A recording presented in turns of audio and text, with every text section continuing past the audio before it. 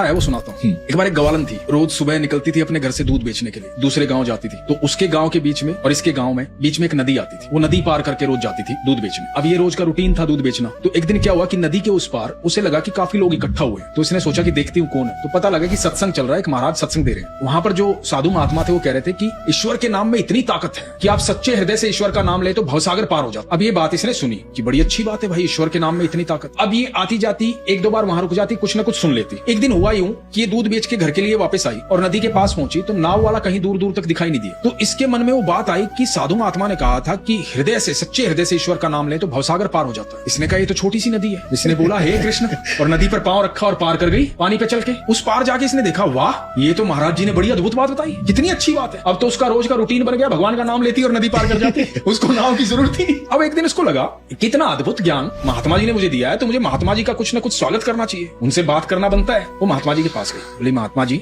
आपने मुझे बहुत ज्ञान दिया, आप लोगों को बहुत शिक्षा देते हो, आपकी शिक्षाओं में चमत्कार है। मैं चाहती हूँ आज शाम को आप मेरे यहाँ भोजन ग्रहण करें। तो महात्मा जी ने कहा कि ठीक है। अब ये दूध बेच के आई, महात्मा जी के पास गई और जाके बोला महात्मा जी चलिए। अब महात्मा जी को लेकर के आई नदी के पास और ये बोली महात्मा जी चलिए। बोला चलो बेटा, नाव तो आने दो। बोला अरे नाव क्यों, नाव तो पता नहीं अब आएगी कि नहीं आएगी, कब तक इंतजार करेंगे, आप चलिए, भोजन की वहां तैयारी करनी है, घर पे बच्चे इंतजार कर रहे हैं, आप आएंगे बड़ा अच्छा लगेगा। बोले बेटा तैरना नहीं आता मुझे। बोला लेकिन तैरने की जरूरत क्या महाराज जी। बोला तो कैसे जाएंगे। बोला आप ही ने सिखाया था ना कि सच्चे हृदय से भगवान का नाम लो तो भवसागर पार हो जाता है। मैं तो सच्चे हृदय से नाम लेती हूँ और रोज नदी पार कर लेती हूँ। बोला नदी पार कर लेती हूँ, कैसे पार कर लेती हूँ। बोले आओ चलो मैं चल के दिखाती हूँ। और इसने सच्चे हृदय से नाम लिया और इसने पार कर दिया और नदी के उस पार जाके बोली महाराज जी आओ ना। महाराज जी तो देख करके स्तब्ध रह गए। महाराज जी ने वहीं लेट करके दंडवत प्रणाम किया। बोले कि मैं तो सिर्फ शिक्षा देता हूँ, सच्चा ज्ञान तो, सच्ची भक्ति, सच्चा भाव तो यहाँ है तुम्हारे भीतर। तुम्हारे अंदर ये क्षमता है कि ईश्वर तुम्हारी आवाज सुन रहे हैं, कि तुमने सच्चे हृदय से नाम लिया और तुमने पार कर दी नदी। तो भाई भक्त और भगवान के बीच का जो संबंध है ना, वो अद्भुत संबंध है, वो विश्वास का संबंध है।